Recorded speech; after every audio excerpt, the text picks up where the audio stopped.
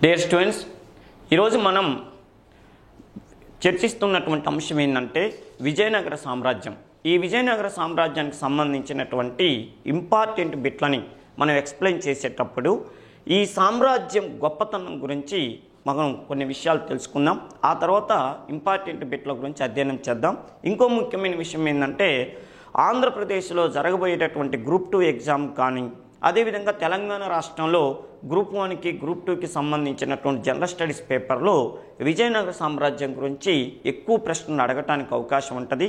అదేవిధంగా మధ్యయుగ భారతీయ చరిత్రకు సంబంధించి సివిల్ సర్వీస్ ఎగ్జామ్లో కూడా విజయనగర సామ్రాజ్యానికి అగ్రతాంబూలం ఇస్తుంటారు. అందుకని విద్యార్థి మిత్రులు ప్రత్యేకంగా గుర్తుపెట్టుకోవాల్సిన విషయం ఏంటంటే 2 తెలుగు రాష్ట్రాల్లో వివిధ పోటీ పరీక్షలకి సంబంధించి విజయనగర సామ్రాజ్యం గురించి ఎక్కువ ప్రశ్నలు అడుగుతాడు. కాబట్టి దీని మీద మీరు అవగాహన కల్పించుకున్నామా. ముఖ్యంగా ఇంకో ముఖ్యమైన విషయం ఏంటంటే Upendra the best history classes అనేటటువంటి దాన్ని సబ్స్క్రైబ్ చేసుకోండి.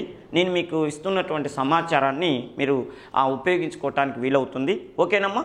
విజయనగర సామ్రాజ్యం గురించి మనం ప్రత్యేకంగా కొన్ని ఇంపార్టెంట్ విషయాలు తెలుసుకున్నాక ఆ బిట్లలోకి వెళ్దాం. అంటే కనీస అవగాహన కల్పించుకున్నాక విజయనగర సామ్రాజ్యం అనేటటువంటిది 1336 సంవత్సరంలో భారతదేశంలో, అది దక్షిణ భారతదేశంలో తుంగభద్ర నది పరివాహక ప్రాంతంలో స్థాపించబడింది.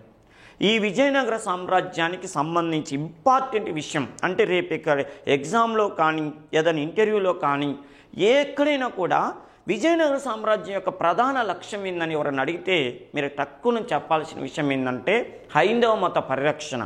అంటే హిందూ మతాన్ని పరిరక్షించటం కోసం భారతదేశంలో స్థాపించబడినటువంటి రాజ్యం ఏదయ్యా అంటే విజయనగర సామ్రాజ్యం ఒకటి. రెండో విషయం ఏంటంటే అటు ఢిల్లీ సుల్తాన్లని ఇటు బహమనీ రాజ్యాలైనటువంటి 5 రాజ్యాలని కూడా 3 శతాబ్దాల పాటు ఎదుర్కొని ఉత్తర భారతదేశంలో, దక్షిణ భారతదేశంలో తమకంటూ ఒక ప్రత్యేకతను చాటుకున్నటువంటి భారతీయ రాజ్యం ఏదయ్యా అంటే విజయనగర సామ్రాజ్యం. అంతేకాదు పోర్చుగీసు వారు మన ఆంధ్రదేశానికి వ్యాపారానికి వచ్చినప్పుడు వారికి వ్యాపారం చేసుకోవటానికి అవకాశం ఇచ్చినటువంటి రాజ్యం అంటే కూడా విజయనగర సామ్రాజ్యం అంటారు. అదేవిధంగా ఉత్తర భారతదేశంలో రాజపుత్రులు ఆ ఉత్తర భారతదేశానికి ఎంత సేవ చేశారో అంటే వాస్తుశిల్పానికి కానీ, కళలకు కానీ, సాహిత్యానికి కానీ, మతానికి కానీ ఎంత సేవ చేశారో దక్షిణ భారతదేశంలో హిందూ మతానికి, హిందూ దేవాలయాలకు, హిందూ కళలకు, హిందూ సాహిత్యానికి ప్రత్యేకమైనటువంటి సేవ చేసినటువంటి రాజ్యం ఏదయ్యా అంటే విజయనగర సామ్రాజ్యం. అందుకనే చరిత్రకారులు ఏమంటారంటే విజయనగర సామ్రాజ్యాన్ని మన ఉత్తర భారతదేశంలో రాజపుత్ర రాజ్యాలతో పోలుస్తారు. అర్థమైందా? ఇంకో ముఖ్యమైన విషయం ఏంటంటే ఉత్తర భారతదేశంలో భోజుడు అనేటటువంటి రాజు రాజపుత్ర రాజులు ఎంత ఫేమస్సో మన దగ్గర విజయనగర సామ్రాజ్యంలో శ్రీకృష్ణదేవరాయలు అంత ఫేమస్. అందుకని చూడండి, శ్రీకృష్ణదేవరాయలని ఆంధ్ర భోజుడు అనే పేరుతో పిలుస్తారు. ఆంధ్ర భోజుడని క్రింది వారిలో ఎవరిని పిలుస్తారంటే విజయనగర సామ్రాజ్యాన్ని పరిపాలన చేసిన తులు వంశ చక్రవర్తి అయినటువంటి శ్రీకృష్ణదేవరాయలని ఆంధ్ర భోజుడు అంటారు. అదేవిధంగా బహమనీ రాజ్యాలను కట్టడి చేసి తనకంటూ ఒక ప్రత్యేకత స్థానాన్ని నిలబెట్టుకున్నటువంటి దక్షిణ భారతదేశ రాజు మధ్యయుగ భారతదేశ చరిత్రలో ఎవరైనా ఉన్నారంటే శ్రీకృష్ణదేవరాయలు అంటారు. ఇలా ప్రతి విషయంలో కూడా విజయనగర సామ్రాజ్యం గురించి మన్ని వివిధ రకాల టైపుల క్వశ్చన్స్ అడగొచ్చు. ఇంకో ముఖ్యమైన విషయం ఏంటంటే ఈరోజు మనం విజయనగర సామ్రాజ్యం గురించి చెప్పుకోగలుగుతున్నామంటే గొప్ప చరిత్రకారుడు ఆయన ఎవరు? రాబర్ట్ షూయల్. రాబర్ట్ షూయల్ అనేటటువంటి వ్యక్తి మన భారతదేశానికి వచ్చి ఈ విజయనగర సామ్రాజ్యం మీదనే పరిశోధన చేసి అద్భుతమైనటువంటి పుస్తకాన్ని రాశాడు. దాన్ని the forgotten empire of Vijayanagara. ఓకేనమ్మా, the forgotten empire of Vijayanagara అనేటటువంటి పేరుతో పుస్తకం రాశాడు. దాన్ని తెలుగులో విస్మృత విజయనగర సామ్రాజ్యం, విస్మృత విజయనగర సామ్రాజ్యం అనే పేరుతో పిలుస్తారు. ఇక మనం బిట్ల వారీగా చదువుకుంటుంటే దానికి సంబంధించిన అదనపు సమాచారాన్ని కూడా మీకు వివరిస్తాను. ఓకేనా? ఇక చూడండి, నెంబర్ వన్ ఏంటంటే హైందవ మత పరిరక్షణ కోసం. ఓకేనా? హైందవ మత పరిరక్షణ కోసం భారతదేశంలో హైందవ మత పరిరక్షణ ధ్యేయంగా స్థాపించబడినటువంటి సామ్రాజ్యం ఇది అన్నాడు. విజయనగర సామ్రాజ్యం అనగానే వెంటనే మనకి హైందవ మతం గుర్తుకొస్తుంది. అదేవిధంగా భారతదేశంలో గుప్త సామ్రాజ్యం అనగానే హైందవ మతం గుర్తుకొస్తుంది. అదేవిధంగా మహారాష్ట్రలో ఛత్రపతి శివాజీ అనగానే హైందవ మతం గుర్తుకొస్తుంది. అంటే భారతదేశంలో హైందవ మతం లేదా హిందూ మత పరిరక్షణ కోసం 3 రాజ్యాలు వెలిసినాయి. 1 గుప్త సామ్రాజ్యం, 2 విజయనగర సామ్రాజ్యం, 3 ఛత్రపతి శివాజీ మహారాష్ట్ర అని గుర్తుపెట్టుకోండి. అయితే ఆ మూడిట్లో ఒకటి చూడండి, భారతదేశంలో హైందవ మత పరిరక్షణ ధ్యేయంతో స్థాపించబడినటువంటి సామ్రాజ్యం ఏది అన్నాడు. అంటే నేను ఫస్ట్ ఇంట్రొడక్షన్లోనే చెప్పాను, విజయనగర సామ్రాజ్యం. ఎందుకు అంటే ఆ బిట్టుగా కాకుండా హైందవ మత పరిరక్షణ ధ్యేయంతో స్థాపించబడిన సామ్రాజ్యం అని ఎందుకు విజయనగర సామ్రాజ్యాన్ని చెప్తామంటే, విజయనగర సామ్రాజ్యం 1336 సంవత్సరంలో స్థాపించబడే సమయానికి మన భారతదేశంలో పరిస్థితి ఏందయ్యా అంటే, ఢిల్లీ సుల్తాన్లు అనేటటువంటి వాళ్ళు, ఢిల్లీ సుల్తానులు అనేటటువంటి వాళ్ళు భారతదేశాన్ని పరిపాలన చేస్తున్నారు. ఈ ఢిల్లీ సుల్తాన్లు అనేటటువంటి వాళ్ళు ఎలా పరిపాలన చేస్తున్నారంటే, వాళ్ళ మతాన్ని, ఇస్లాం మతాన్ని భారతదేశంలో పాతుకొని పోయేలా చేస్తున్నారు. ఆ సమయంలో ఎన్నో దేవాలయాలని, అదేవిధంగా హిందూ మత ధార్మిక సంస్థలని వాళ్ళు పడగొట్టడం అన్నీ చేస్తున్న సమయంలో ఆ హిందూ మతాన్ని పరిరక్షించాలన్న ఉద్దేశంతో ఒక ప్రెస్టేజ్తో స్థాపించబడినటువంటి రాజ్యం ఏదయ్యా అంటే విజయనగర సామ్రాజ్యం. ఎందుకు ఇస్లాం మతం అన్ని వాళ్ళు ఎందుకు పాతుకునే పోయేటట్టు చేస్తున్నారంటే, అఖండ భారతదేశాన్ని ఇస్లాం రాజ్యంగా తీర్చిదిద్దాలని చెప్పి కొంతమంది ఢిల్లీ సుల్తాన్లు ప్రత్యేకం కంకణం కట్టుకున్నారు. ఒక ముఖ్యమైన విషయం మీకు తెలుసు, 1323 సంవత్సరం వరకు అద్భుతంగా కొనసాగినటువంటి కాకతీయ సామ్రాజ్యాన్ని గియాసుద్దీన్ తుగ్లక్ అనే ఢిల్లీ సుల్తాను తన కుమారుడైనటువంటి జునాక్ అనే వ్యక్తిని పంపించి ఈ 1323 సంవత్సరంలో కాకతీయ రాజ్యాన్ని ఆక్రమించుకోవటమే కాకుండా ఓరుగల్లికి సుల్తాన్పూర్ అని పేరు పెట్టారు. అప్పుడు గణపతి దేవుడు కట్టించినటువంటి ఎన్నో శిలా తోరణాలన్నింటినీ కూడా ధ్వంసం చేశారంటే వాళ్ళ మత పిచ్చి మనం అర్థం చేసుకోవచ్చు. ఆ సమయంలో అంటే కొంతమంది ఢిల్లీ సుల్తాన్లకి ఆ మత పిచ్చి ఉండేది. అలాంటి ఢిల్లీ సుల్తాన్ల మత పిచ్చితనం నుంచి భారతదేశంలో హిందూ మతాన్ని కాపాడాలన్న ఉద్దేశంతో స్థాపించబడిన రాజ్యం ఏదయ్యా అంటే విజయనగర సామ్రాజ్యం. అందుకని చూడండి, భారతదేశంలో హైందవ మత పరిరక్షణ ధ్యేయంతో స్థాపించబడిన రాజ్యం అంటే విజయనగర సామ్రాజ్యం అని చెప్తారు. ఇంకొక ముఖ్యమైన విషయం ఏంటంటే, ఢిల్లీ సుల్తాన్ల అతి మత పిచ్చి వాళ్ళని చూడండి, ఆ ఢిల్లీ సుల్తాన్ల మీదనే ఇస్లాం మతం వాళ్ళు తిరుగుబాటు చేసి మళ్ళీ 1347 సంవత్సరంలో అల్లావుద్దీన్ హసన్ గంగు బహ్మనీ అనేవాడు బహ్మనీ రాజ్యాన్ని స్థాపించాడు దక్షిణ భారతదేశంలో. అంటే చూడండి, ఢిల్లీ సుల్తాన్ల యొక్క మత విధానానికి నచ్చక ఒక హిందువులే కాదు, ఇస్లాం మతంలో కూడా ఒక వర్గం వాళ్ళు ఢిల్లీ సుల్తాన్లని విమర్శించటం, వాళ్ళ మీద ఆగ్రహాన్ని ప్రదర్శించి వాళ్ళకు వ్యతిరేకంగానే చూడండి మన దక్షిణ భారతదేశంలో గుల్బర్గా రాజధానిగా బహ్మనీ రాజ్యం అనే కొత్త రాజ్యాన్ని స్థాపించారంటే, ఇస్లాం మతం వాళ్ళకి ఇస్లాం మతం వాళ్ళే నచ్చలేదంటే ఢిల్లీ సుల్తాన్లు ఎంత మత పిచ్చితో వ్యవహరించారో దీనికి మనం అర్థం చేసుకోవాలి. ఈ సమయంలో ఇస్లాం రాజ్యాలు ఢిల్లీ సుల్తాన్ల యొక్క ఇస్లాం రాజ్య వివిధ విధానాలకు వ్యతిరేకంగా దక్షిణ భారతదేశంలో స్థాపించబడి అద్భుతంగా 3 శతాబ్దాల పాటు కొనసాగిన రాజ్యం ఏదయ్యా అంటే విజయనగర సామ్రాజ్యం అంటారు. ఓకేనమ్మా. హరిహర బుక్కరాయలు అనేటటువంటి వాళ్ళు మాధవ విద్యారణ్య మహర్షి సహకారంతో 1336 సంవత్సరంలో హిందూ మత పరిరక్షణ, నేను మళ్ళీ చెప్తున్నా, హిందూ మత పరిరక్షణ ధ్యేయంతో స్థాపించబడిన రాజ్యం అంటే విజయనగర సామ్రాజ్యం అంటారు. నెక్స్ట్ చూడ, అసలు దీన్ని విజయనగర సామ్రాజ్యం అని తర్వాత కాలంలో అంటున్నాం. ఓ ముఖ్యమైన విషయం ఏంటంటే, హరిహర బుక్కరాయలు అనేటువంటి వాళ్ళు మన రాయలసీమ ప్రాంతానికి చెందినవారు. వీళ్ళు మహమ్మద్ బిన్ తుగ్లక్ దగ్గర ఉద్యోగం చేస్తున్న సమయంలో, దక్షిణ భారతదేశంలో మత గొడవలు నడుస్తున్న సమయంలో వాళ్ళిద్దరిని కూడా మనం ఢిల్లీ సుల్తాన్ అయినటువంటి మహమ్మద్ బిన్ తుగ్లక్ రాయలసీమ ప్రాంతాన్ని పంపించాడు. ఆ సమయంలో ఢిల్లీ సుల్తాన్ ఆదేశాల ప్రకారంగా మన ప్రాంతానికి వచ్చి పరిస్థితులను సమీక్షిస్తున్నటువంటి హరిహర బుక్కరాయలని విద్యారణ్య మహర్షి అనేటటువంటి వ్యక్తి రెచ్చగొట్టాడు. మీరు హిందూ మతం వాళ్ళ ఉండి ఒక ఢిల్లీ సుల్తాన్ దగ్గర ఉద్యోగం చేయటం ఏంది, మీరు హిందూ మతాన్ని పరిరక్షించడం కోసం మీరే ఒక రాజ్యాన్ని స్థాపించాలని చెప్పి విద్యారణ్య మహర్షి స్వామి చెప్పేసరికల్లా వాళ్ళు విజయనగర సామ్రాజ్యాన్ని స్థాపించారు. అందుకని చూడండి, విజయనగర సామ్రాజ్యానికి మొదటి పేరు విజయనగర సామ్రాజ్యం కాదు, విద్యారణ్య సామ్రాజ్యం అనే పేరుతో పిలిచేవాళ్ళు. విద్యారణ్య సామ్రాజ్యం అని ఎందుకన్నారంటే విద్యారణ్య మహర్షి అనేటటువంటి వ్యక్తి సహకారంతో స్థాపించారు కాబట్టి, ఆయన యొక్క ఆలోచన ప్రకారంగా స్థాపించబడిన రాజ్యం కాబట్టి దాన్ని విద్యారణ్య సామ్రాజ్యం అన్నారు. తర్వాత హిందూ మతాన్ని పరిరక్షిస్తూ ఆ హిందూ మతాన్ని విజయవంతంగా నిర్వహించారు కాబట్టి దీన్ని విజయనగర సామ్రాజ్యంగా మార్చుకోవటం జరిగింది. నెక్స్ట్ చూడండి, విజయనగర సామ్రాజ్యం స్థాపించబడిన సమయంలో ఢిల్లీ సుల్తాన్ ఎవరు అన్నాడు. విజయనగర సామ్రాజ్యం స్థాపించబడిన సమయంలో ఢిల్లీ సుల్తాన్ ఎవరయ్యా అంటే మహమ్మద్ బిన్ తుగ్లకా, అల్లావుద్దీన్ ఖిల్జియా, ఫిరోజ్ షా తుగ్లకా, గియాసుద్దీన్ తుగ్లకా. అంటే ఢిల్లీ విజయనగర సామ్రాజ్యం ఎప్పుడు 1336 సంవత్సరంలో స్థాపించబడింది. ఈ విజయనగర సామ్రాజ్యం స్థాపించబడినప్పుడు ఢిల్లీ సుల్తాన్ ఎవరయ్యా అంటే మహమ్మద్ బిన్ తుగ్లక్ అనేటటువంటి వ్యక్తి విజయనగర సామ్రాజ్య చక్రవర్తిగా ఉన్నాడు. అంటే మనకి చక్రవర్తుల యొక్క ఇయర్స్, వాళ్ళు ఏ టైం నుంచి ఏ టైం వరకు పరిపాలన చేశారని తెలిస్తే ఖచ్చితంగా దానికి సంబంధించిన కొన్ని బిట్లని మనం అంటే ఆన్సర్ చేయడానికి వీలవుతుంది, మార్కులు సంపాదించుకోవటానికి వీలవుతుంది. చూడండి, విజయనగర సామ్రాజ్యం అంటే 1336లో స్థాపించబడింది.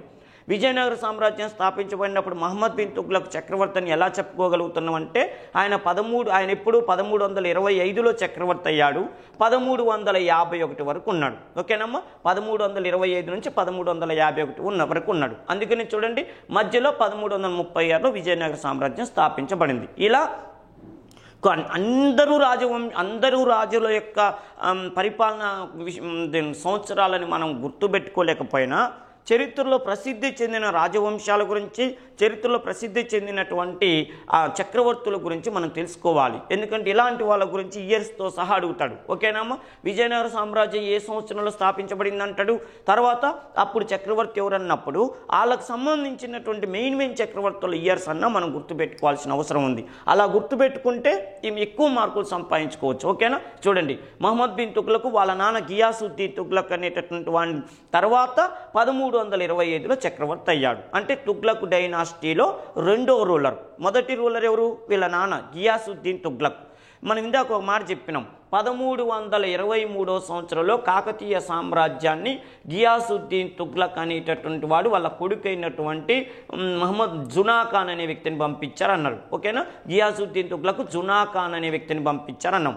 1323 సంవత్సరంలో ఎవరున్నారు ఢిల్లీ చక్రవర్తిగా? గియాసుద్దీన్ తుగ్లక్ ఉన్నాడు.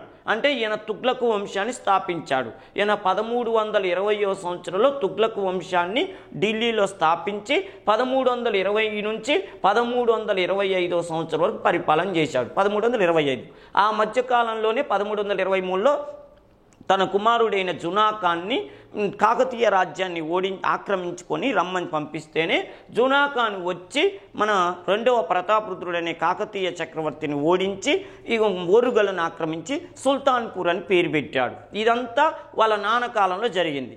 తర్వాత ఏమైంది, ఈ రాజ్యాన్ని కాకతీయ రాజ్యాన్ని ఆక్రమించుకొని వెళ్ళిన తర్వాత వాళ్ళ నాన్న చనిపోయిన తర్వాత వాళ్ళ నాన్నని ఈడే చంపారని చెప్తారు. ఓకేనా, ఇబన్ బట్టూటా అనే ఒక మొరాకో దేశస్థుడు వచ్చి మన భారతదేశంలో పరిశోధన చేశాడు. ఏమని చెప్పిండు ఆయన పరిశోధనలో? మహమ్మద్ బిన్ తుగ్లకే వాళ్ళ నాన్న గియాసుద్దీన్ తుగ్లక్ను చంపినన్నారు. మరి జునా ఖాన్ మహమ్మద్ బిన్ తుగ్లక్ ఎట్టయిందంటే ఈడు యువరాజుగా ఉన్నప్పుడు జునా ఖాన్, చక్రవర్తిగా పట్టాభిషేకం చేయించుకున్నప్పుడు మహమ్మద్ బిన్ తుగ్లక్ అనే పేరు పెట్టుకున్నారు అన్నారు. ఇంత విషయం ఉంది ఈ బిట్లో. ఓకేనమ్మా, విజయనగర సామ్రాజ్యం స్థాపించబడినప్పుడు మహమ్మద్ బిన్ తుగ్లక్ చక్రవర్తిగా ఉన్నాడు. ఆయన అసలు పేరు జునా ఖాను. ఈయన కంటే ముందు వాళ్ళ నాన్న గియాసుద్దీన్ తుగ్లక్ పరిపాలన చేశాడు. గియాసుద్దీన్ తుగ్లక్ కాలాన్ని 1323లో కాకతీయ రాజ్యాన్ని ఆక్రమించుకోవటం జరిగింది. వాళ్ళ నాన్న 1325 వరకు పరిపాలన చేసిన తర్వాత తన తండ్రిని ఈడే చంపేసి తర్వాత 1325లో చక్రవర్తి అయ్యాడని చెప్పి ఇబన్ బటూటా అనే మొరాకో దేశస్థుడు వచ్చి ఈయన కాలంలో పరిశోధన చేశాడు. ఓకేనా. ఏదేమైనా కూడా విజయనగర సామ్రాజ్యం స్థాపించబడినప్పుడు మహమ్మద్ బిన్ తుగ్లక్ అనేటటువంటి చక్రవర్తి ఉన్నాడని అడుగుతాడు. రేపు ఒకవేళ చక్రవర్తి అడగకుండా ఏమంటాడంటే విజయనగర సామ్రాజ్యం స్థాపించబడినప్పుడు ఢిల్లీలో ఉన్నటువంటి రాజవంశం ఏదంటాడు, అంటే తుగ్లక్ రాజవంశం. ఓకేనా. ఢిల్లీ రాజ్యాన్ని 5 రాజవంశాలు ఢిల్లీ సుల్తాన్లు పరిపాలన చేశారు కాబట్టి ఆ ఢిల్లీ సుల్తాన్ రాజ్యాల్లో తుగ్లక్ అనేటటువంటి వంశానికి చెందిన వాళ్ళు ఈ కాలంలో విజయనగర సామ్రాజ్యం స్థాపించబడింది. ఓకేనా. ఇది బాగా గుర్తుపెట్టుకున్నామ్మా, మళ్ళీ చెప్తున్నాను. ఓకేనా. నెక్స్ట్ బిట్ ఏంటంటే ఇక చూడండి, వరం అనేటటువంటి పదానికి విజయనగర సామ్రాజ్య కాలంలో వరం అనే పదానికి విజయనగర రాజ్యంలో కల అర్థం ఏంది అన్నాడు. ఇక్కడ విద్యార్థులు మిత్రులు ప్రత్యేకంగా గుర్తుపెట్టుకోవాల్సిన విషయం ఏంటంటే ఒకప్పుడు చక్రవర్తులు సాధించిన విజయాల గురించి, వాళ్ళకు ఉన్నటువంటి టైటిల్స్, బిరుదుల గురించి, పుస్తకాల గురించి మాత్రమే ఎగ్జామ్లో అడిగేవారు. ఈ మధ్యకాలంలో సామాజిక, ఆర్థిక, రాజకీయ, మత పరిస్థితుల మీద ఎక్కువగా కాన్సన్ట్రేషన్ చేస్తున్నారు కాబట్టి చిన్న పదాలను కూడా మనం దృష్టిలో పెట్టుకోవాలి. ఓకేనమ్మా. చిన్న పదాలు. మొన్న ఈ మధ్య ఒక ఎగ్జామ్లో అడిగాడు, విజయనగర సామ్రాజ్యంలో అత్యంత విలువైనటువంటి వస్తువు ఏదన్నాడు. బంగారమా, వెండ, వరి అన్నమా, లేకపోతే వజ్రాల అని అడిగిండు. అంటే వరి అన్నం అనేటటువంటిది బంగారం కంటే కూడా విలువైనదంట. అర్థమైందా? అట్లా క్వశ్చన్స్ అడుగుతున్నాడు. అందుకని ప్రత్యేకంగా ప్రతి పదాన్ని మనం సందర్భానుసారంగా గుర్తుపెట్టుకుందాం. ఓకేనా. చూడండి, వరం అనే పదానికి విజయనగర రాజ్యంలో కల అర్థం ఏంది అన్నాడు. అంటే భూమి శిస్త, పంట ఆదాయాన్ని భూస్వామి కౌలుదారికి కలిసి పంచుకోవటమా, అంటే పంట ఆదాయం వచ్చిన ఆదాయాన్ని భూస్వామి కౌలుదారు ఇద్దరు కలిసి పంచుకోవటమా, లేదా వేశ్యావృత్తిపైన వేసే పన్న పైవన్నీ సరైనవా అని అడుగుతున్నాడు. అంటే చూడండి, వరం అనేటటువంటి పదానికి అర్థం ఏంటంటే పంట అంటే ఒక భూస్వామి తనకున్నటువంటి వ్యవసాయ క్షేత్రాన్ని కౌలుదారికి ఇచ్చి సేద్యం చేయించిన తర్వాత వచ్చిన ఆదాయాన్ని చెరిసగం పంచుకోవటాన్ని ఏమంటారంటే వరం అనేటటువంటి పేరుతో పిలుస్తారు. ఓకేనమ్మా. వరం అనే పేరుతో పిలుస్తారు. ఎందుకు ఆ రోజుల్లో ఈ కౌలుదారుడికి ఎక్కువ ప్రిఫరెన్స్ ఇచ్చేవారు, వాల్యూ ఇచ్చేవాళ్ళంటే విజయనగర చక్రవర్తుల కాలంలో పంటలు సరిగా పండేవి కాదు. వరి పంట అనేది చాలా తక్కువగా పండేది. వరి అన్నం తినటం అంటే ఒక శ్రీమంతులు తింటున్నట్టుగా ఆ రోజుల్లో ప్రజలు భావించేవాళ్ళు. ఇది నీనం లేదు. మన భారతదేశానికి విజయనగర చక్రవర్తుల కాలంలో పరిశోధన చేయటానికి వచ్చినటువంటి విదేశీ యాత్రికులే బార్బోసా కానీ, నికోలో కాంటీ కానీ, అబ్దుల్ రజాక్ కానీ, న్యూనిస్, వీళ్ళందరూ ఏమన్నారంటే వజ్రాలు, రత్నాలు వీధుల వెంట విక్రయిస్తున్నారు కానీ వరన్నం అనేటటువంటిది చాలా రేరుగా దొరికేదని చెప్పి వాళ్ళ పరిశోధనలో పేర్కొన్నారంటే ఆ రోజుల్లో వ్యవసాయానికి ఎంత వ్యవసాయం అనేది తక్కువగా ఉన్నది. అంటే నీటి వనరులు అనేటటువంటి తక్కువగా ఉండటం వల్ల పంటలు సరిగా పండేవి కాదు. అందుకని కౌలుదారికి ఎక్కువగా వాల్యూ ఇచ్చేవాళ్ళు. అందుకని వచ్చిన ఆదాయంలో చెరిసగం పంచుకోవటాన్ని ఏమంటారంటే వరం అనేటటువంటి పేరుతో పిలిచేవారు. ఓకేనా.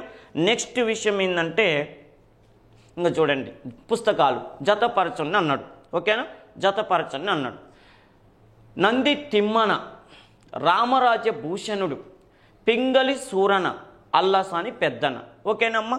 శ్రీకృష్ణదేవరాయలే గొప్ప సాహితీవేత్త. శ్రీకృష్ణదేవరాయలు అనగానే మనకి చిన్నప్పటి నుంచి తెలుగు సార్లు చెప్పినవి కానీ హిస్టరీలో చెప్పినవి వచ్చినాయి. చిన్నప్పటి నుంచి చదువుకున్న మనం శ్రీకృష్ణదేవరాయలని ప్రత్యేకంగా సాహితీ సమరంగా సార్వభౌముడు అనే పేరుతో పిలుస్తారు. సాహితీ సమరంగా సార్వభౌముడు అంటారు, ఆంధ్ర భోజుడు అంటారు. నెక్స్ట్ ఆయన భువన విజయం అని చెప్పి ఒక అద్భుతమైన కట్టడాన్ని కట్టించారు, భవనాన్ని కట్టించారంటారు. అదేవిధంగా ఆయనే ఆముక్త మాల్యద, దాన్ని విష్ణు చిత్తీయం అనే పేరుతో పిలుస్తారంటారు. ఉషా పర్ణేము, జాంబవతి పర్ణేము, మదాలస చరిత్ర, ఎన్నో పుస్తకాలు రాశాడు. ఆముక్త మాల్యద, ఉషా పర్ణేము, జాంబవతి పర్ణేము, మదాలస చరిత్ర అనే పుస్తకాలను రాశాడు శ్రీకృష్ణదేవరాయలు. ఎందుకు ఆ విషయం చెప్తున్నానంటే ఆయనకి సాహిత్యం మీద విపరీతమైనటువంటి అభిమానం ఉండటం వల్ల ఆయన ఆస్థానంలో అష్టదిగ్గజాలనే కవులని పోషించాడు. వారిలో వీరి కొందరు చూడండి, నంది తిమ్మన, రామరాజ భూషణుడు, పింగళి సూరన, అల్లసాని పెద్దన. ఓకేనా. వీరు శ్రీకృష్ణదేవరాయల ఆస్థానాన్ని అంటే భువన విజయాన్ని అలంకరించినటువంటి కవి పండితులు. వీళ్ళు రాసిన పుస్తకాలు ఇక్కడ ఏమైనా ఉన్నాయా అన్నాడు. కళా పూర్ణోదయం, మనుచరిత్ర, పారిజాతాపహరణము, వసు చరిత్ర అన్నాడు. ఓకేనమ్మా. కళాభ్యుదయం, ఓకే, కళా పూర్ణోదయము, మను చరిత్ర, పారిజాతాపహరణము, వసు చరిత్ర, ఇవన్నీ మనకి డిగ్రీ వరకు తెలుగు పుస్తకాల్లో చదువుకున్నవే. ఓకేనా. చూడండి ఇక్కడ అడిగినటువంటిది ఏంటంటే నంది తిమ్మన ఏం రాశాడు అన్నాడు. అంటే నంది తిమ్మన పారిజాతాపహరణం అనే పుస్తకం రాశాడు. ఓకేనమ్మా. నంది తిమ్మన పారిజాతాపహరణం, దీని గురించి అద్భుతంగా తెలుగు సార్లు చెప్పేవాళ్ళు. శ్రీకృష్ణుడు ఇంద్రలోకానికి వెళ్ళటం, అక్కడ ఉన్నటువంటి పారిజాత వృక్షాన్ని తీసుకురావటానికి యుద్ధం చేయడానికి ప్రయత్నం చేసిందని అద్భుతంగా తెలుగు సార్లు చెప్పారు చిన్నప్పుడు. రామరాజభూషణుడు అనేటటువంటి వ్యక్తి వసు చరిత్ర అనే పుస్తకం రాశాడు. వసు చరిత్ర. నెక్స్ట్ పింగళ సూరణ అనేటటువంటి వ్యక్తి ఏం రాశాడు? కళా పూర్ణోదయం అనే పుస్తకం రాశాడు. కళా పూర్ణోదయం. అల్లసాని పెద్దనంటే ఇంకా మిగిలిందే ఉంది మను చరిత్ర. ఓకేనమ్మా. నంది తిమ్మన అనగానే పారిజాతాపహరణం, ఆయనే ముక్కు తిమ్మన అనే పేరుతో పిలుస్తారు అంటారు. రామరాజభూషణుడు అనగానే వసు చరిత్ర గుర్తుకొస్తుంది. పింగళి సూరణ అనగానే కళా పూర్ణోదయం. అల్లసాని పెద్దనంటే మను చరిత్ర అంటారు. దాన్ని సారస్వత మను చరిత్ర అనే పేరుతో పిలుస్తారు. అల్లసాని పెద్దని శ్రీకృష్ణదేవరాయల ఆస్థానంలో అష్టదిగ్గజాలలో పెద్దవాడని చెప్తారు, అంటే ఆస్థాన పండితుడిగా చెప్తారు. వీరే కాకుండా ప్రత్యేకంగా దూర్జట్టి ఉన్నాడు, తెనాలి రామకృష్ణుడు ఉన్నాడు. ఇలాంటి వాళ్ళు కూడా వాళ్ళు రాసిన పుస్తకాలు కూడా మనకి బిట్ల రూపంలో వేరే చోట ఉంటాయి. ఇవి ప్రత్యేకమైనటువంటి, ఇవి ఎక్కువగా కాంపిటేటివ్ ఎగ్జామ్స్లో అడుగుతున్నటువంటి బిట్లు అనమాట. ఓకే, పుస్తకాలు అంటే ఆ అష్టదిగ్గజాలలో ప్రసిద్ధి చెందినటువంటి వాళ్ళు రాసిన పుస్తకాలలో ఈ కళాపూర్ణోదయం, మనుచరిత్ర గురించి ఎన్నోసార్లు క్వశ్చన్స్ అడిగాడు అల్లసాని పెద్దన శ్రీకృష్ణదేవరాయల ఆస్థాన పండితుడు. ఓకేనమ్మా. నెక్స్ట్ విషయం ఏంటంటే ఇంకోటి, ఇంకా చూడండి, విజయనగర సామ్రాజ్యం విషయంలో వాస్తవం మీద అన్నాడు. విజయనగర సామ్రాజ్యం విషయంలో వాస్తవం ఏది? ఇలాంటి ఈ వాస్తవాలేది లేదా పైవన్నీ కరెక్టా, పైవన్నీ తప్ప అనే ప్రశ్నలు కొద్దిగా మనకి ఓపిక చేసుకొని చదువుకోవాలి. ఎందుకు ఓపిక చేసుకొని చదువుకోవాలంటే ఈ మధ్య కాలంలో ఎక్కువగా కాంపిటేటివ్ ఎగ్జామ్స్లో డైరెక్ట్ బిట్ ఇవ్వట్లేదు. అన్నీ ప్రతిపాదన ఏ, ప్రతిపాదన ఆరని, లేకపోతే ఈ క్రింది వాటిలో ఏది వాస్తవం ఏది తప్పు అని అడుగుతున్నాడు. ఏది వాస్తవం తెలియాలంటే అసలు ఏది తప్పు మనకు తెలియాలి కదా. అందుకని ప్రత్యేకంగా మీకు సబ్జెక్టు ఎంత అద్భుతంగా వచ్చినా కూడా, మీరు ఎన్ని వందల పుస్తకాలు చదివినా కూడా ప్రతిరోజు ఒక ప్రాక్టీస్ పేపర్ అనేటిది ఖచ్చితంగా చేయాలి. ఆ ప్రాక్టీస్ పేపర్ కూడా డైరెక్ట్ బిట్లు కాకుండా ఇండైరెక్ట్గా, అంటే ఈ క్రింది వాటిలో వాస్తవం ఏది అలాంటి ప్రశ్నలు లేదా జతపరచటాలు, మ్యాచింగ్ మీద ఎక్కువగా కాన్సన్ట్రేషన్ చేసినట్టయితే మీకు ఎగ్జామ్లో ఎక్కువ మార్కులు రావడానికి అవకాశం ఉంటుంది. ఎందుకంటే ఇక్కడ డైరెక్ట్ బిట్లు చేసి ఎగ్జామ్ దగ్గరికి వెళ్ళేసరికి ఎగ్జామ్లు అన్నీ జతపరచటాలు ఇచ్చారనుకోండి, టెన్షన్ ఫీల్ అవుతారు. ఆ బిట్లో టెన్షన్ వల్ల వచ్చే బిట్లు కూడా ఆన్సర్ చేయలేకపోతారు, టైం వేస్ట్ అవుతుంటుంది. అందుకని ప్రత్యేకంగా ఎగ్జామ్కి రోజు ఎంత అద్భుతంగా చదివినా, ఎన్ని గంటలు చదివినా కూడా ప్రాక్టీస్ పేపర్కి మాత్రం ఖచ్చితంగా ఒక 1 అవర్ అన్న స్పెండ్ చేయండి. దానికి వల్ల మీకు చాలా రిజల్ట్ కనపడుతుంది. ఓకేనమ్మా. ఇప్పుడు చూడండి, ఇప్పుడు నా క్లాసే వినాలని కాదు, మీరు ఏదో ఒక టైప్లో అయితే ప్రతిరోజు కూడా ఇట్లా వివరణాత్మకమైనటువంటి ప్రశ్నలని మీరు ఎక్కువగా పరిశీలించండి. దానివల్ల ఎక్కువ మార్కులు రాబట్టుకోవటానికి వీలవుతుంది. ఓకేనా. విజయనగర సామ్రాజ్యం విషయంలో వాస్తవం మీద అన్నాడు. ఈ సామ్రాజ్యాన్ని స్థాపించిన హరిహర బుక్కరాయలు మొదట కాకతీయ ప్రతాపరుద్రుని దగ్గర ఉద్యోగం చేశారా? ఇందాక ఇంట్రొడక్షన్లో చెప్పింది వింటే మీకు అర్థమవుతుంది. నెక్స్ట్ చూడండి, హరిహర బుక్కరాయలను జునాఖాన్ బంధించి ఢిల్లీకి తీసుకుపోయాడా? ఓకేనా. హరిహర బుక్కరాయలు విజయనగర సామ్రాజ్యం స్థాపించడానికి కారకుడు మాధవ విద్యారణ్య మహర్ష. నెక్స్ట్ పైవన్నీ వాస్తవాలేనా అంటుండు. పైవన్నీ వాస్తవాలే అంటుండు. అంటే చూడండి, మళ్ళీ ఒకసారి ప్రశ్న, విజయనగర సామ్రాజ్యం విషయంలో వాస్తవం మీద అన్నాడు. ఈ సామ్రాజ్యాన్ని స్థాపించిన హరిహర బుక్కరాయలు మొదట కాకతీయ ప్రతాపరుద్రుడి దగ్గర ఉద్యోగం చేశారు. హరిహర బుక్కరాయల్ని జునాఖాన్ బంధించి ఢిల్లీకి, హరిహర బుక్కరాయల్ని జునాఖాన్ అనే వ్యక్తి బంధించి ఢిల్లీకి తీసుకుపోయాడు. మూడోది, హరిహర బుక్కరాయలు విజయనగర సామ్రాజ్యం స్థాపించడానికి కారకుడు ఎవరయ్యా అంటే మాధవ విద్యారణ్య మహర్ష అంటాడు. ఓకేనా. అంటే దీని గురించి మనం కొద్దిగా ఇక్కడ వివరణాత్మకంగా చూసుకుందాం. ఓకేనా. ఇప్పుడు మనం డైరెక్ట్గా కాకుండా దాన్ని రకరకాలుగా చర్చించినట్టయితే మీకు రేపు బిట్టు ఏ విధంగా అయినా అదే అడగకపోయినా వేరే క్వశ్చన్ అయినా అడగటానికి అవకాశం ఉంటుంది. చూడండి, మన భారతదేశంలో బాగా గుర్తుపెట్టుకోవాల్సిన విషయం ఏంటంటే, మన భారతదేశంలో కాకతీయ సామ్రాజ్యం. మధ్యయుగ భారతదేశ చరిత్రలో కాకతీయ సామ్రాజ్యం అనేటటువంటిది చాలా అద్భుతమైనటువంటి సామ్రాజ్యం. ఈ కాకతీయ సామ్రాజ్యాన్ని ఎవరు స్థాపించారు అంటే కాకతీయ గుండెన్ అనే వ్యక్తి స్థాపించాడని చెప్తారు. ఓకేనా? కాకతీయ గుండెన్ అనే వ్యక్తి కాకతీయ గుండెన అనేటటువంటి వ్యక్తి స్థాపించారంటారు.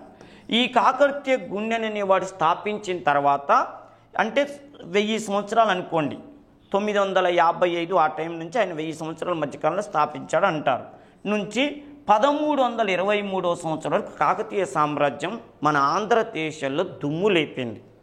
ఈ కాకతీయ సామ్రాజ్యం పరిపాలన చేస్తున్న సమయంలోనే ఢిల్లీ సుల్తాన్లు అనేటటువంటి వాళ్ళు పరిపాలన మొదలుపెట్టారు.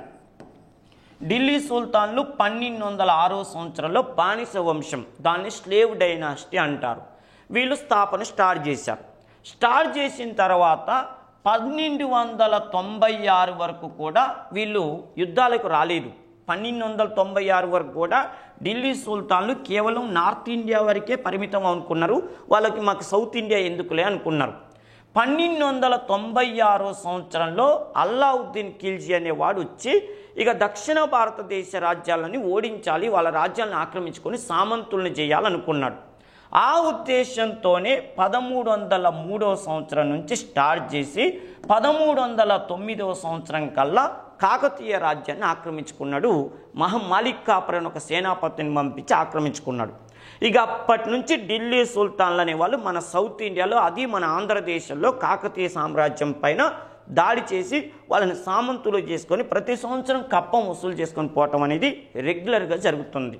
ఇది ఇలా జరుగుతుంటే విషయం ఏంటంటే ఖిల్జీ అంటే అల్లావుద్దీన్ ఖిల్జీ వంశం తర్వాత ఏమొచ్చిందంటే తుగ్లక్ వంశం అనేటటువంటి వాళ్ళు 1320లో తుగ్లక్ రాజ్యాన్ని స్థాపించారు. అంటే తుగ్లక్ వంశాన్ని గియాసుద్దీన్ తుగ్లక్ అనేవాడు స్థాపించాడు. ఈ గియాసుద్దీన్ తుగ్లక్ ఏం చేసిండు, కాకతీయ రాజ్యాన్ని ఓడించుకొని రమ్మని చెప్పి 1323లో వాళ్ళ కొడుకైన జునాఖాన్ని పంపించాడు.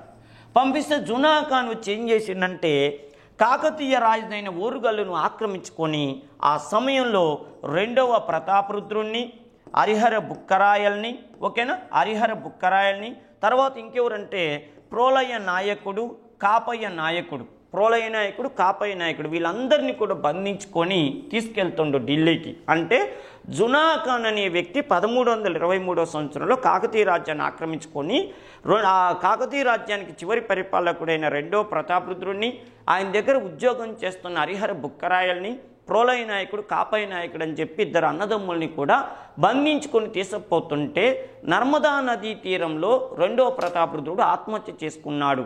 ఈ విషయాన్ని ప్రోలయ నాయకుడు వేయించినటువంటి విలాస తామ్ర శాసనం అనే శాసనం మనకి అద్భుతంగా వివరిస్తుంది. అయితే 2వ ప్రతాపరుద్రుడు ఆత్మహత్య చేసుకున్నాడు అంటారు, అది పక్కన పెడదాం.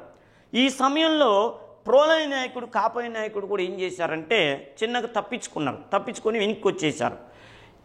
తప్పించుకోవటానికి వీలు లేకుండా ఉండిపోయారు ఎవరంటే హరిహర రాయలు, బుక్కరాయలు. ఈ హరిహర బుక్కరాయలు 2వ ప్రతాపరుడు దగ్గర ఉద్యోగం చేయబట్టే ఈ జునాఖాన్ను అక్కడికి తీసుకొని పోయాడు. అంటే ఇది వాస్తవం. నెక్స్ట్ చూడండి, హరిహర బుక్కరాయలు విజయనగర సామ్రాజ్యం స్థాపించడానికి కారకుడు మాధవ విద్యారణ్య మహర్షి అన్నాడు. అంటే చూడండి, అంటే హరిహర బుక్కరాయలని ఎవరు తీసుకెళ్ళినట్టు, జునాఖాన్ దేశపోయాడు. జునాఖాను దక్షిణ భారతదేశం నుంచి హరిహర బుక్కరాయల్ని, తర్వాత హరిహర రాయల్ని, బుక్కరాయల్ని తీసుకుపోయి జునాఖాన్ ఏం చేశాడు, ఢిల్లీలో బంధించి వాళ్ళకి వచ్చిన ఉద్యోగాలు ఇచ్చాడు. వీడేం చేసిండు, తర్వాత వాళ్ళ నాన్నని చంపేసి మహమ్మద్ బిన్ తుగ్లక్ అనే పేరుతో సింహాసనాన్ని అధిష్ఠించాడు. సింహాసనాన్ని అధిష్ఠించిన తర్వాత వాడికి ఏం ఐడియా వచ్చిందంటే వీళ్ళిద్దరికీ మతం మార్చి నా దగ్గరే పెట్టుకుంటే బాగుంటుందని అటు పెట్టుకుండు. కాకపోతే మహమ్మద్ బిన్ తుగ్లక్ పిచ్చి తుగ్లక్ అని పేరు పడి వాడు లేనిపోని సంస్కరణలు అన్నీ చేసి అన్నీ విఫలమైపోయి చెడ్డ పేరు వస్తున్నప్పుడు సౌత్ ఇండియాలో, అది మన ఆంధ్రదేశంలో రాయలసీమ ప్రాంతంలో కంపిలి అనే ప్రాంతంలో తిరుగుబాటు వచ్చింది. ఆ తిరుగుబాటు ఎవరికి వ్యతిరేకంగా వచ్చింది, మహమ్మద్ బిన్ తుగ్లక్ వ్యతిరేకంగా వచ్చింది. మహమ్మద్ బిన్ తుగ్లక్ ఏం చేసిందంటే కంపిలిలో తిరుగుబాటు అణిచివేయటానికి ఆల్రెడీ రాయలసీమ వాస్తవ్యులు నా దగ్గర ఉన్నారు కాబట్టి వాళ్ళని పంపిస్తే తిరుగుబాటు అణిచివేస్తారు, వాళ్ళకి ఆ ఏరియా అంతా కూడా మంచిగా తెలుసు కాబట్టి వాళ్ళని పంపిద్దామని చెప్పి ఈ మహమ్మద్ బిన్ తుగ్లక్ ఏం చేసిందంటే హరిహర రాయల్ని బుక్కరాయల్ ఇద్దరిని కంపిలి ప్రాంతానికి పంపించాడు తిరుగుబాటు అణిచివేయమని. ఆ తిరుగుబాటు అణచివేయటానికి వచ్చినటువంటి వీళ్ళని ఇక చూడండి, హరిహర రాయలు బుక్కరాయలు అనే వాళ్ళని ఎవరు ప్రోత్సహించాడంటే మాధవ విద్యారణ్య మహర్షి. మాధవ విద్యారణ్య మహర్షి ప్రోత్సహించాడు. నేను ఇంట్రొడక్షన్లో కూడా ఇదే విషయం చెప్పా. ప్రోత్సహించి ఏమన్నాడంటే, మీరు ఢిల్లీ సుల్తాన్ దగ్గర ఉద్యోగం చేయటమే స్వామి, మీరు హిందూ మతం వాళ్ళు అద్భుతంగా ఉన్నారు, అన్నదమ్ములు సూపర్ స్టార్ లాగా ఉన్నారు, మీరిద్దరు తలుచుకుంటే అసలు మీరే ఒక రాజ్యాన్ని హిందూ మతాన్ని పరిరక్షించాలన్న ఉద్దేశంతో స్థాపించవచ్చు కదా అని సలహా ఇస్తేనే ఈయన కోరిక మేరకి 1336లో విజయనగర సామ్రాజ్యాన్ని అనగొంది అనే ప్రాంతాన్ని రాజధానిగా చేసుకొని హరిహర బుక్కరాయలు స్థాపించారు. ఇది స్టోరీ. ఇక్కడ చూడండి, ఇక్కడ క్వశ్చన్ చూడండి, ఇప్పుడు మనం ఇందాక చెప్పుకున్న దానికి చూడండి. ఓకేనమ్మా? ఇక చూడండి, ఇక్కడ ఇందాక నేను చెప్పి ఇప్పుడు మీకు ఆ స్టోరీ ఇక్కడ రాస్తే మీకు అర్థం కాదని అది చేశాను. ఓకేనమ్మా? ఇక చూడండి, హరిహర బుక్కరాయల్ని జునాఖాన్ బంధించి ఢిల్లీకి తీసుకుపోయాడు. ఓకే, అది కరెక్టే. హరిహర బుక్కరాయలు విజయనగర సామ్రాజ్యం స్థాపించడానికి కారకులు ఎవరంటే మాధవ విద్యారణ్య మహర్షి. చూడండి, ఈ సామ్రాజ్యాన్ని స్థాపించిన హరిహర బుక్కరాయలు మొదట కాకతీయ ప్రతాపరుద్రుని దగ్గర ఉద్యోగం చేశారు.